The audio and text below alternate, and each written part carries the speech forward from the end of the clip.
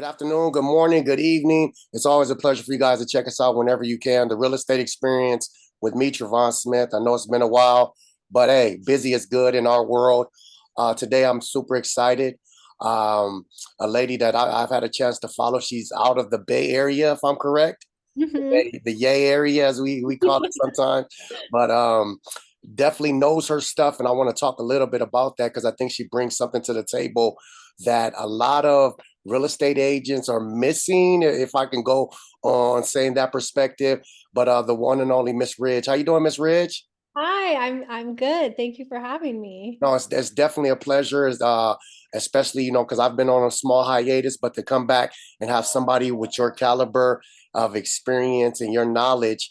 I always want to say, start it off by go ahead and introduce yourself and I always want to know, how did you get into real estate as you go through the explaining of who you are and where you're at. Yeah, sure. So I work in partnership with my mom. My mom has been an agent for about 10 years. So that was definitely my entry into real estate is she asked me to join her in business. So now we're business partners and we work together. Okay.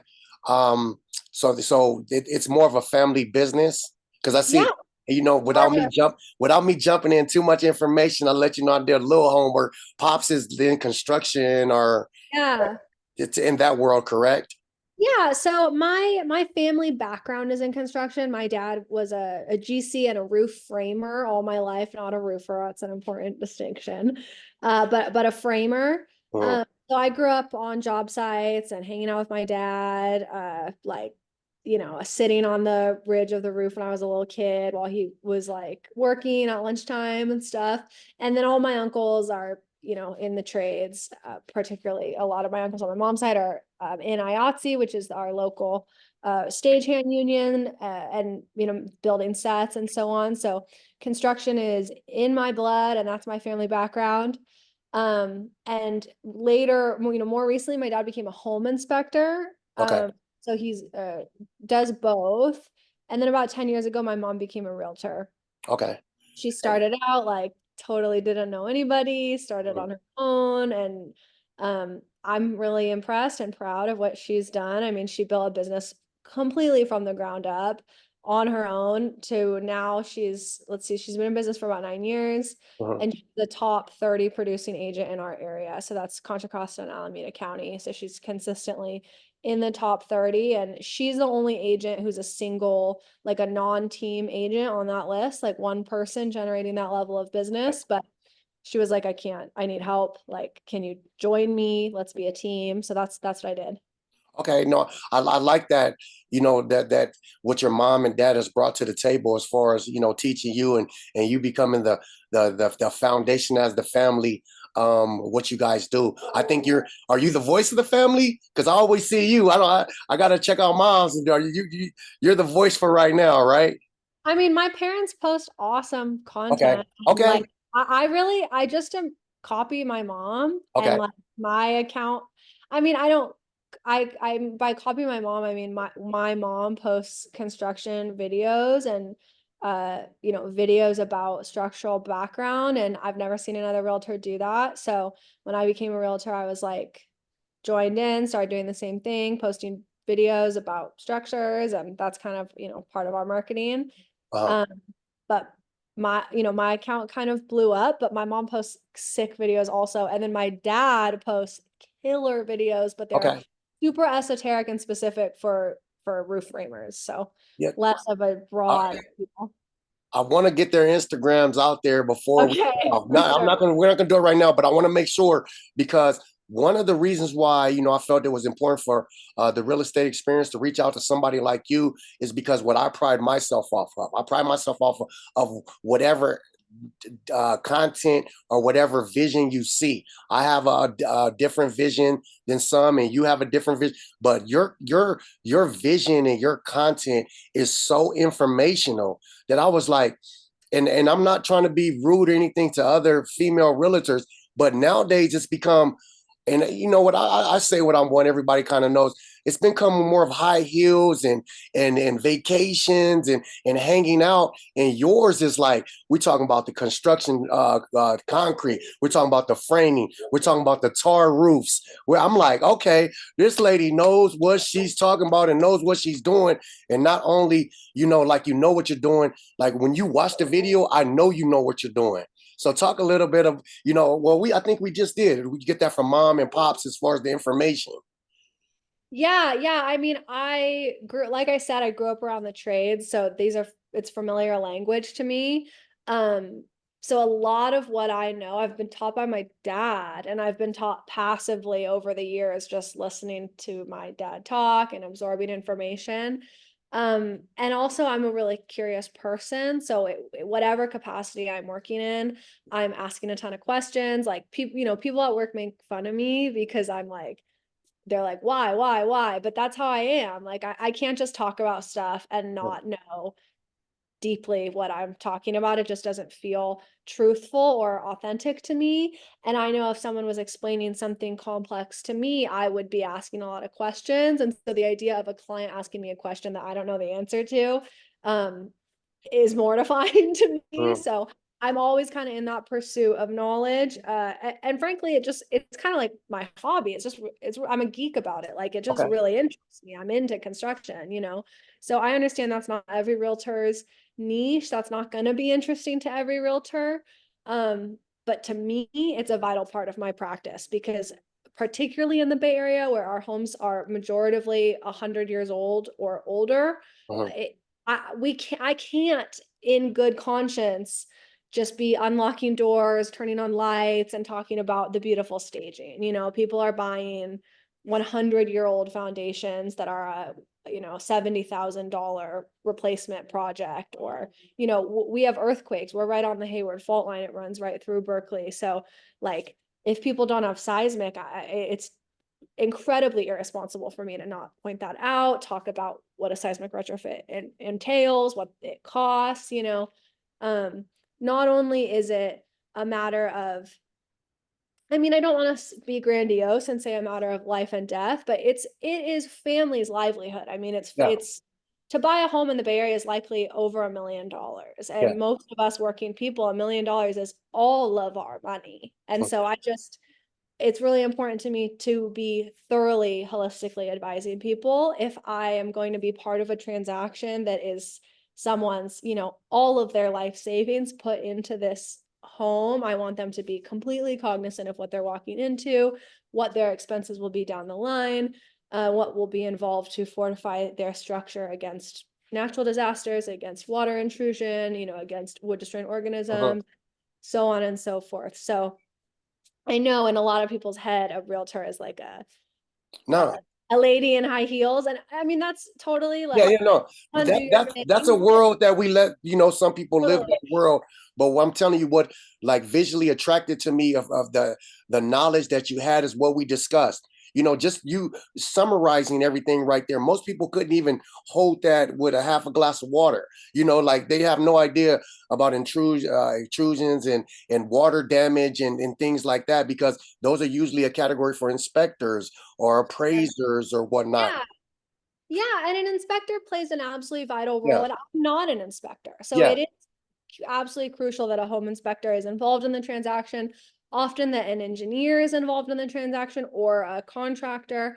Um, but the world is complex enough Uh-huh. um, that it's important, in my opinion, that the realtor can interface between those two worlds, right? So I think if a realtor has only a layperson's knowledge of structures, they don't even know, a layperson doesn't even know who to ask, Yeah. right? I don't think I can just walk around with a layperson's level of knowledge and then say, like, just defer to the inspector or defer to the contractor, right? Because Yeah. how do you even know when to bring the contractor in? How do you even know when to bring the engineer in, right? So I'll defer to an engineer, but I also think it's important to have the level of knowledge that I have so that I know when to bring in those professionals and who and to what questions to even ask, right?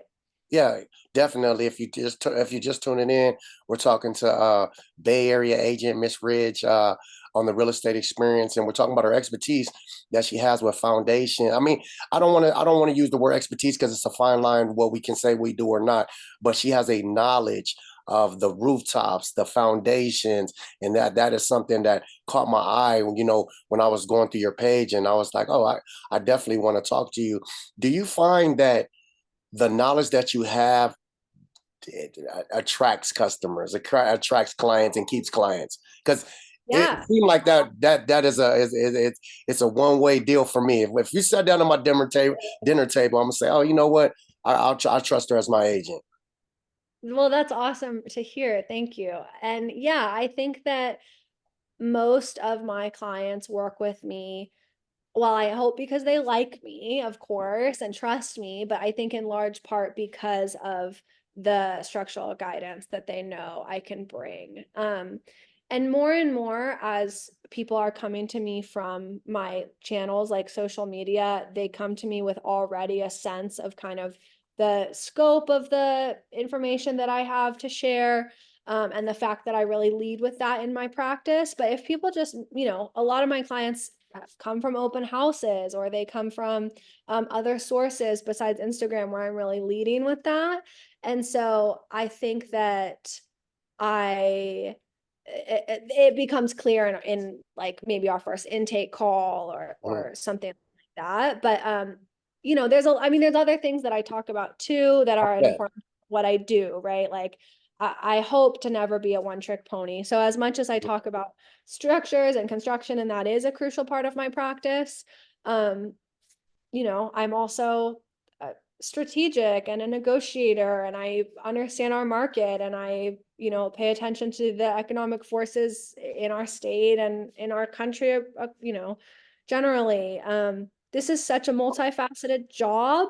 Mhm. You know, there's so many things that we do. I mean, we dabble in contract law, for God's Yeah, sake. yeah, Like a you're lot that correct. we do. And so um I lead with that, particularly on social media, but there's more involved, Yeah, and there's more to my work. And I yeah, mean, no, no, we do a no. lot. Yeah, we definitely do a lot, but you're dropping so many gems. My head's all over the place because I'm a natural interviewer by God-given instinct. I want to talk a little. We're talking a little bit more as you as a real estate agent. Um, I want to talk a little bit about the NAR for Yeah. somebody like you, or just the average person. What do you think is going on with the NAR as far as just your opinions, and so you can help out maybe a buyer or seller who's listening right now and pay attention, or maybe even a young real estate agent, for somebody with your experience and your knowledge, because it might affect you less because people do come to you because of the knowledge that you possess. Yeah, I mean, I think that a lot of negative things have come out of the lawsuits, in particular, really misleading articles that I've been seeing talking about like, the agent's 6% commission, Mm, when we all know that listing agents, the traditionally split the commission between themselves and the buyer's agent. So I think it's these inflammatory articles are adding a lot of confusion to a world that is already confusing for those who aren't part of our hyper insular community. But I think that the good things that have come out of the lawsuit are the focus on the buyer representation agreement, which I've been having buyers sign now, even though my brokerage is not insisting that we do. And I really like it. I think that it elevates our work as buyers agents. I think that listings and listing agents carry a prestige that buyers agents don't, when frankly, in my opinion, there's a greater onus and greater responsibility on a buyer's agent. And I'm sorry, it's harder. I think it's harder than putting a listing on the market. And yet buyer's agents are kind of talked about like we're second tier to a listing agent or something. And I do both. I do about 50-50 listings and buyers, but I will never not work with buyers. I love yeah, buyers. I love buyers as well. Yeah.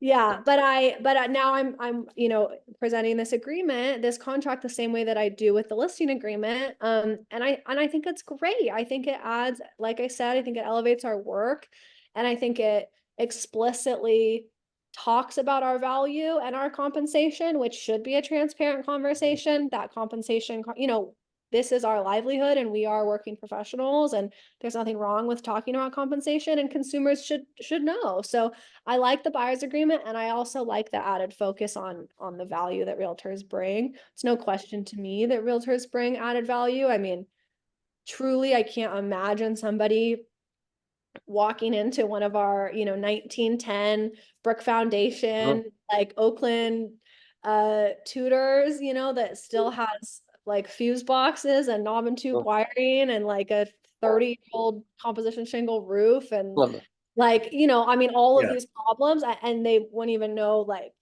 where what's to going begin, on right? Let from A alone to Z? Yeah, good luck having an offer accepted yeah. with an No, agent. I no. mean, real. 'Cause So because I totally agree with you. I'm all in for the buyer's representative agreement. As a homeowner myself, I wouldn't have known what not to do or what to not look for without a good real estate agent and telling me, let's check the fuse box, let's check underneath the first layer of paint to see if there's mold. There's just certain things that they're there for, that, like you said, we get treated as second tier, when I think it's actually the most important thing that helps run the economy and the system, is helping first time home buyers and people continue to buy. yeah. So it's definitely important. I don't want to hold you up too long, but I definitely want to keep a relationship with you and keep you coming back here and there. I want to talk to you. Can you give us a tip? You say you work with homes 100 years. What's a tip for a buyer? A jewel for one of the buyers that could just maybe just be listening and say, "Hey, I walked away with at least one jewel," because a lot of the jewels might go over their head as far as what you drop. People have to go watch this over and over. Yeah. What's a tip that a buyer might need to know as far as buying a home that might be a little older? Yeah, if you're in the Bay Area, look for seismic. We didn't start installing seismic reinforcement until the 50s. So many of our homes here are older than the 50s. So what seismic looks like is bolts in the foundation and plywood running along the cripple wall, which is the short wall between the foundation and the house. So poke your head in the crawl space, look around for plywood running along the perimeter, and look for seismic bolts, which is like big hefty hardware. So that it'll do a lot for you in an earthquake and protect your investment. Well, you gave me everything that I thought you were going to give me during this interview. Go ahead and tell people let me help out. Let me start it off. If you're looking for a real estate agent, a construction, inspection, reach out to this family right here. They have it all, whether it's the boyfriend, the mom, the dad. Look, I know, see, I paid attention. They have Yeah. it all right here in the Bay Area. Go ahead and tell them where they can reach you and your family at, or, give out the social medias from mom, Yeah. pop, everything. So my Instagram is Ellie Ridge Realtor. Ellie is ELLIE, and then Ridge, like the highest point on a roof, Yeah. RIDG. So Ellie Ridge Realtor. My mom is Sarah Ridge Realtor, so easy to remember.